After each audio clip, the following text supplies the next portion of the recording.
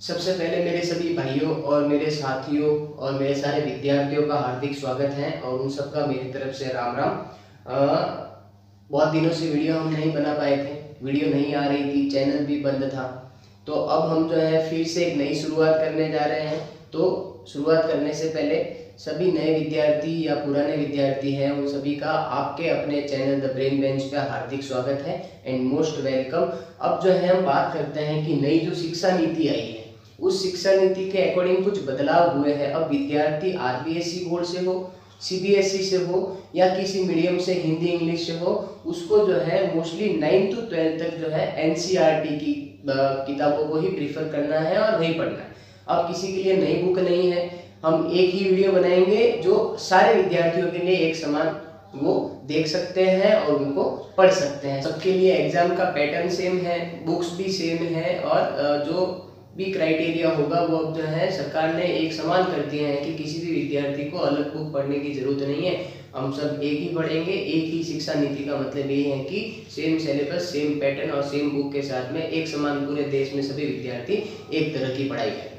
तो ये है। अब जो है हम अपन बात करेंगे तो जो विद्यार्थी, अब पहले मैं ये कह देता हूँ कि जो फ्री बैठे हैं या ये सोच के बैठे हैं कि स्कूल खुलेगी या कोचिंग खुलेगी तब हम पढ़ाई करेंगे, तब तक हम बंद हैं, सब कुछ घर पे बैठे हैं, तो वो प्लीज़ जो है ऐसा मत सोचें, किसी के भरोसे ना रहे और पढ़ना शुरू करें। घर पे बैठे हो तो आपकी ऑनलाइन क्लासेस चलती हैं, यूट्यूब पे भी बहुत सारे टीचर हैं, मैं भी आपको पढ़ा रहा हूँ, तो पढ़ना शुरू करें और आगे बढ़ते रहे, किसी के भरोसे नहीं बैठे। तो हम बायोलॉजी का चैप्टर नंबर 1 की शुरुआत करते हैं जो एनसीईआरटी किताब से है, जिसका नाम है रिप्रोडक्शन इन ऑर्गेनिजम्स। ठीक है, तो ये चैप्टर की हम नंबर 1 से लगा के जो लास्ट 16-17 चैप्टर हैं वहां तक अपन खत्म करेंगे और सारे चैप्टर की टॉपिक वाइज जो है वीडियो बनाते जाएंगे। तो अपन शुरुआत करते हैं रिप्रोडक्शन इन ऑर्गेनिजम्स। तो रिप्रोडक्शन इन ऑर्गेनिजम्स का मतलब जो होता है कि जीवों के अंदर जनन वो किस प्रकार से होता है, जीव या सजीव। अब जीव या सजीव से मतलब वो पेड़ पौधे हो सकते हैं, छोटे बैक्टीरिया हो सकते हैं, एक कोशिकीय, बहुकोशिकीय, यूनिसेल्युलर, मल्टीसेल्युलर भी हो सकते हैं। वो सारे के सारे जीव हैं, उनमें मूवमेंट होती है, उनमें ग्रोथ होती है। तो वो जो है अपने जीवन अवधि के अंदर एक प्रक्रिया होती है जिसको अपन रिप्रोडक्शन या जनन कहते हैं, वो होगी। ठीक है, तो उसके बारे में हमें इस अध्याय के अंदर कंप्लीटली पढ़ना है कि किसी भी जीव या किसी कोशिका के अंदर जो है जनन की प्रक्रिया किस तरीके से संपन्न होती है। ठीक है, तो हम ये शुरू करने से पहले एक टर्म आती है जिसको अपन बोलते हैं लाइफ स्पान, यानी कि हिंदी में कहे तो जीवन अवधि। हिंदी में इसे अपन कहते हैं जीवन अवधि। कि जीवन अवधि का मतलब क्या है? तो जीवन अवधि का मतलब अकॉर्डिंग टू बायोलॉजी ये होता है कि the period between birth to death, यानी जो कोशिका है या कोई जीव है जिस दिन से उसका जन्म हुआ है, वो बनी है और वो जब खत्म होगी, वो मर जाएगी, उसके बीच का जो पूरा काल होता है, वो जो आयु होती है, उसको अपन अकॉर्डिंग बायोलॉजी कहते हैं लाइफ स्पान। ठीक है, तो ये पूरी जीवन अवधि के अंदर एक छोटी सी फेज आती है जो फेज होती है रिप्रोडक्शन की। सेल बनते ही वो रिप्रोडक्शन के लिए प्रिपेयर नहीं होती है, क्योंकि रिप्रोडक्शन के लिए प्रिपेयर होने के लिए बॉडी को ग्रोथ करना जरूरी है। ठीक है, उसके लिए अपना आप को तैयार करना पड़ता है। उसके बाद में तो रिप्रोडक्शन जो है वो एक लाइफ स्पान की छोटी सी फेज है। उस फेज या उस स्टेज को जो है अपने को इस चैप्टर के अंदर कंप्लीटली समझना है। ठीक है, तो अब अपन रिप्रोडक्शन या जनन की बात करें तो जनन की प्रक्रिया जो है मेनली 2 टाइप में डिवाइड होती है या 2 प्रकार की होती है। ठीक है, जिसके अंदर एक होता है एसेक्सुअल रिप्रोडक्शन जिसको अपन बोलेंगे अलैंगिक जनन, और एक होगा सेक्सुअल रिप्रोडक्शन जिसको बोलेंगे लैंगिक जनन। अब ये दोनों ही रिप्रोडक्शन के टाइप हैं, लेकिन इन दोनों के अंदर फर्क है। अब फर्क ये होगा कि एसेक्सुअल रिप्रोडक्शन का मतलब होता है when offspring is produced by a single parent cell. आई बात समझ में? When offspring is produced by a single parent cell. अब ऑफस्प्रिंग का मतलब क्या है? ऑफस्प्रिंग का मतलब बायोलॉजी के अकॉर्डिंग ये होता है कि बनने वाली नई संतति, यानी कोई बच्चा या कोई नई कोशिका जो रिप्रोडक्शन की प्रोसेस के बाद में नया बनेगा। जिसका जन्म होगा उसको हम ऑफस्प्रिंग बोलते हैं। तो कोई जो नई कोशिका है वो जब एक सिंगल पेरेंट सेल से बनती है उस प्रक्रिया को अपन एसेक्सुअल रिप्रोडक्शन यानी कि अलैंगिक जनन कहते हैं।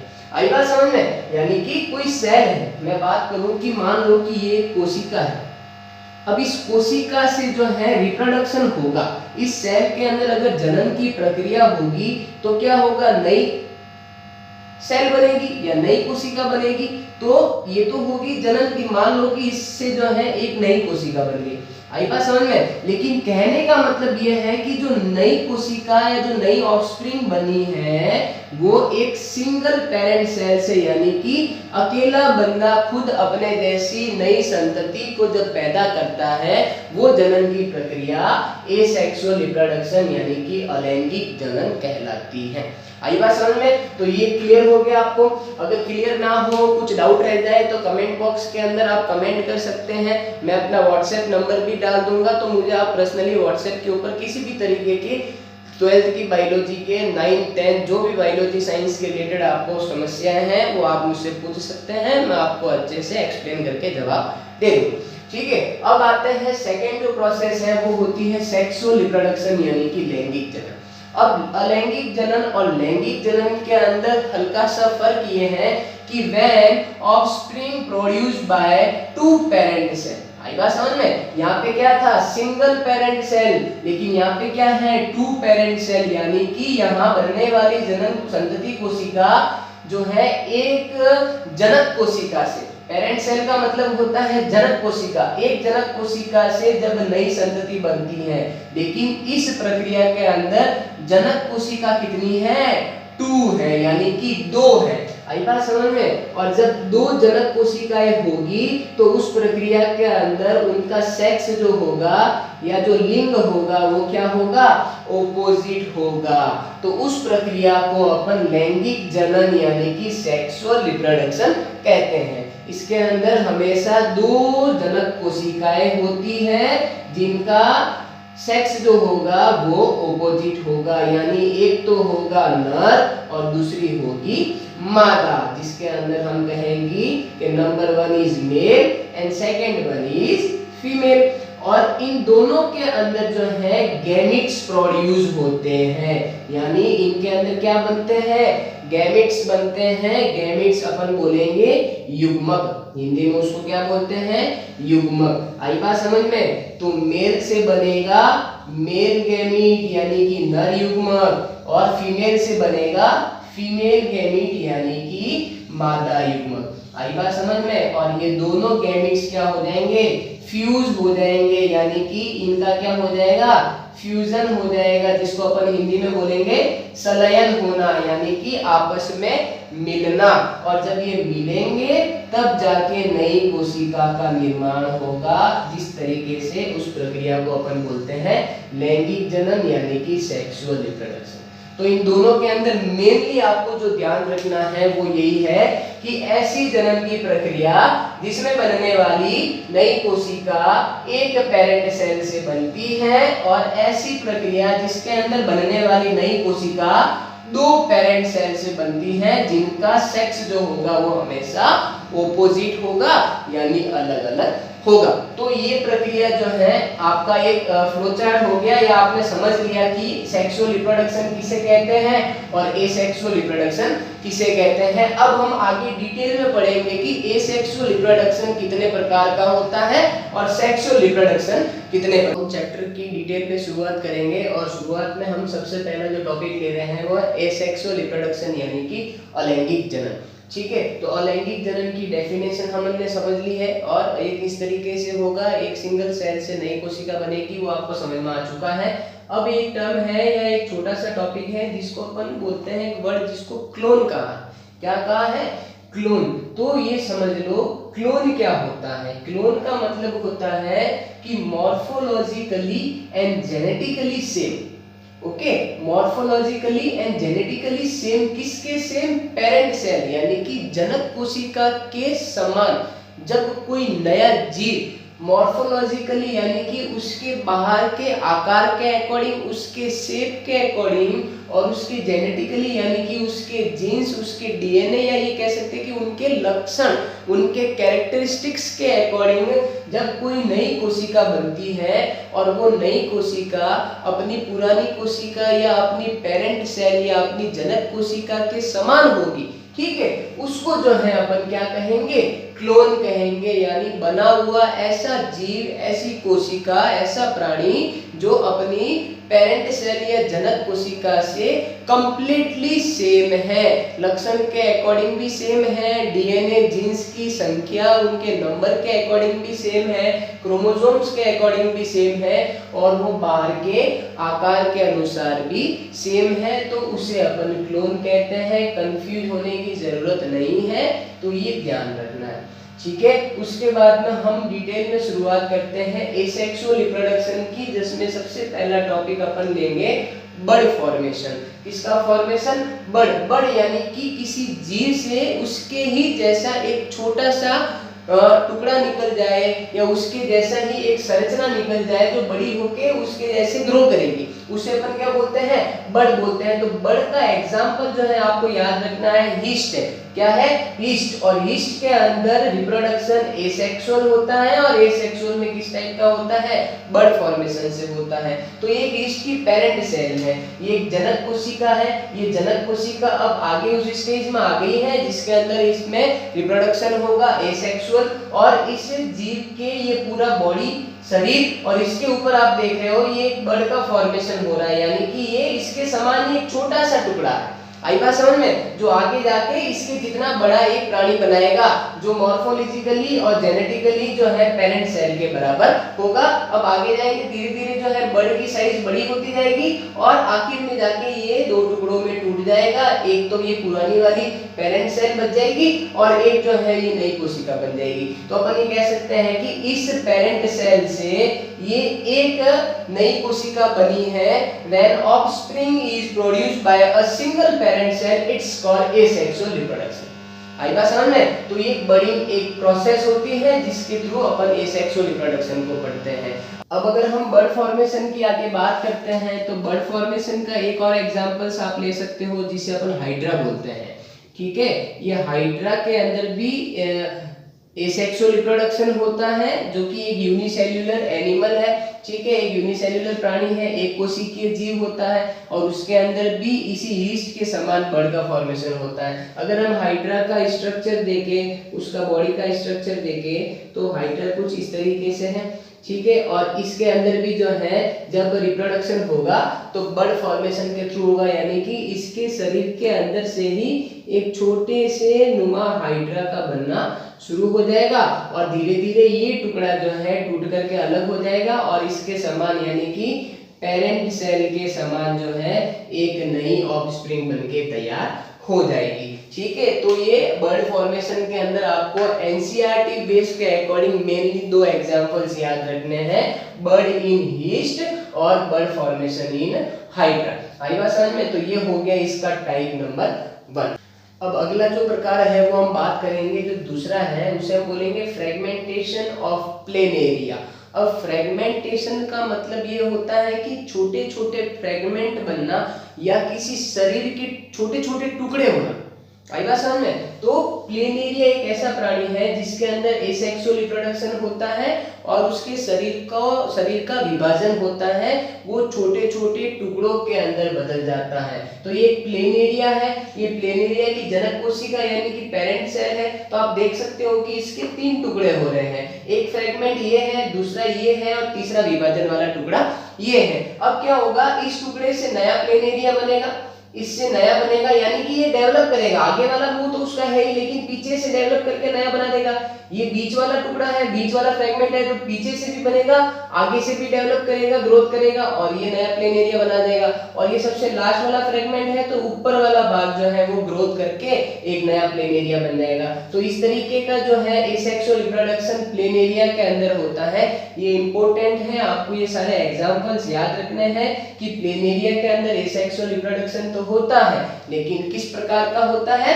फ्रेगमेंटेशन के प्रकार का होता है, जिस तरीके से इसे 3 प्रकार की नई जो है संतति बन गई है। आई बात समझ में? जितने टुकड़े होंगे उतने नए प्लेन एरिया बन जाएंगे। अब दूसरा बात करते हैं आगे, थर्ड पे जो है वो है बाइनरी फ्यूजन इन अमीबा।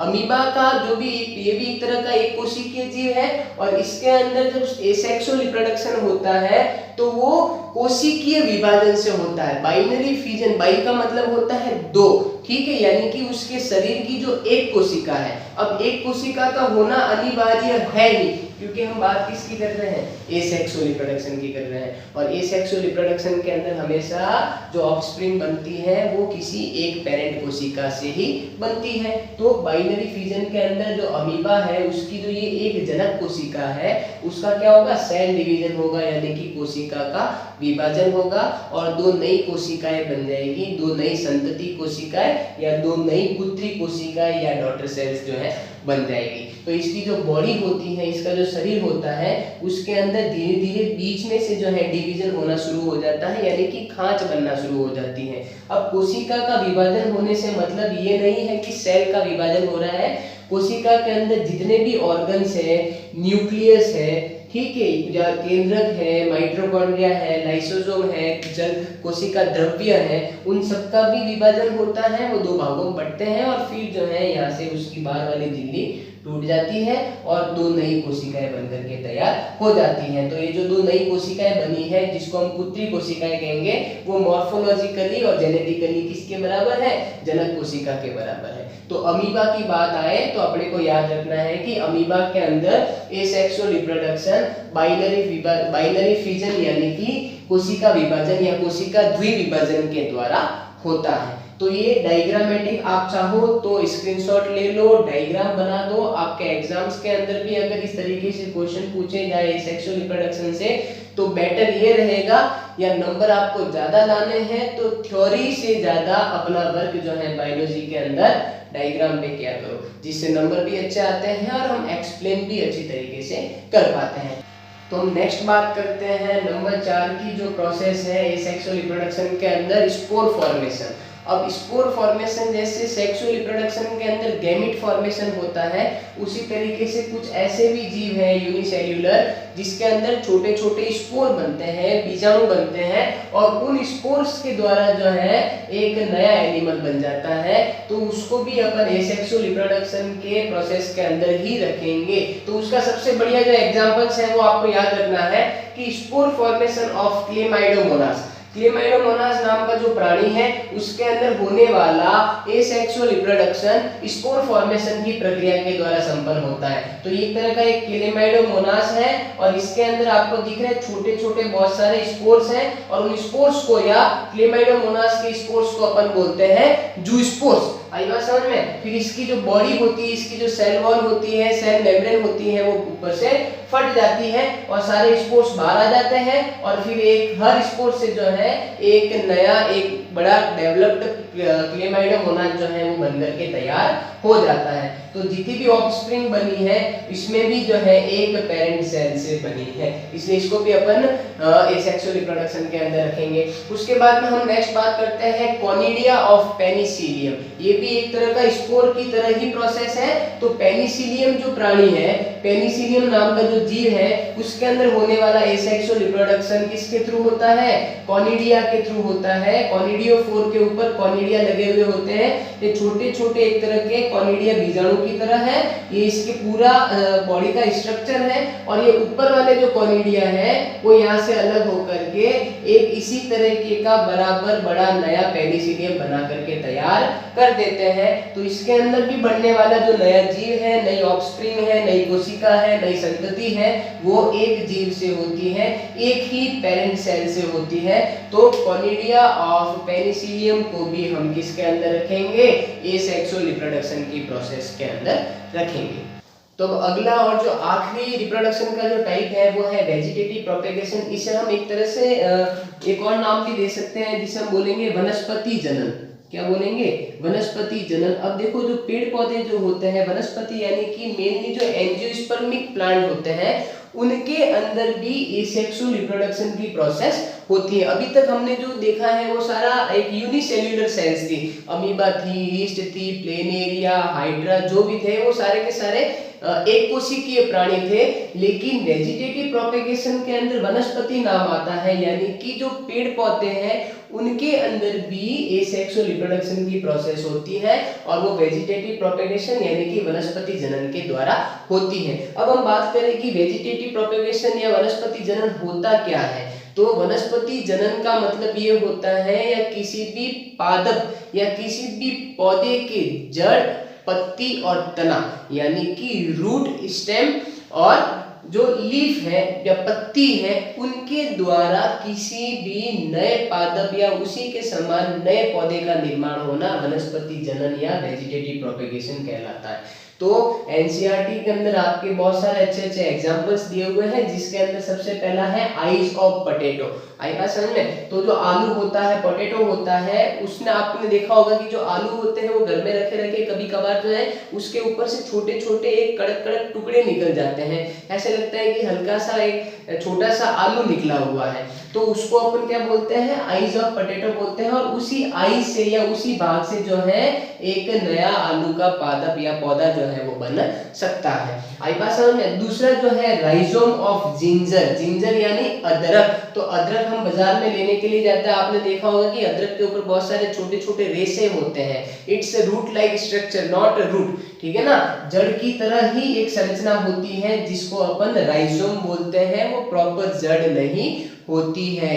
तो वो राइजोम जो है उस राइजोम से वापस से एक नया जो पादप होगा अदरक का, जिंजर का, वो बन सकता है, तो उसको भी हम वेजिटेटिव प्रोपेगेशन के अंदर रख रहे हैं। उसके बाद में आता है लीफ बड ऑफ ब्रायोफिलम।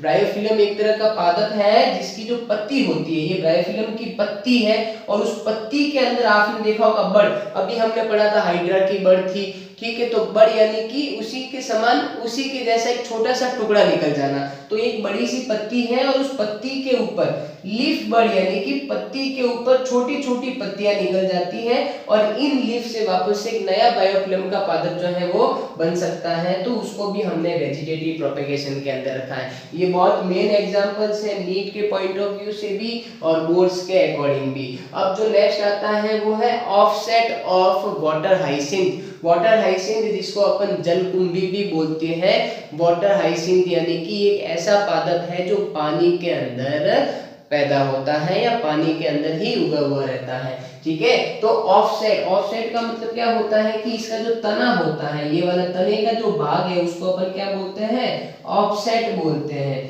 आई बात समझ में? अब मान लो कि यहाँ पे एक वाटर हाइसिंथ है, अब धीरे धीरे क्या होगा, इसके ऑफसेट का डेवलपमेंट होगा, ये आगे बढ़ जाएगा और यहाँ पे एक और वाटर हाइसिंथ का निर्माण हो जाएगा, फिर इस ऑफसेट आगे बढ़ेगा और यहाँ पे एक और वाटर हाइसिंथ का निर्माण हो जाएगा। इस तरीके से जो है नए पादप बनते जाते हैं और ये भी जो है एक तरह का क्या हो जाएगा, वेजिटेटिव प्रोपेगेशन, जो कि पादपों के अंदर होने वाला असेक्सुअल रिप्रोडक्शन का भाग है। अब हम एक बात करते हैं कि वाटर हाइसिंथ जो है या जो जलकुंभी है उसका एक और नाम दिया गया है, वो है टेरर ऑफ बंगाल।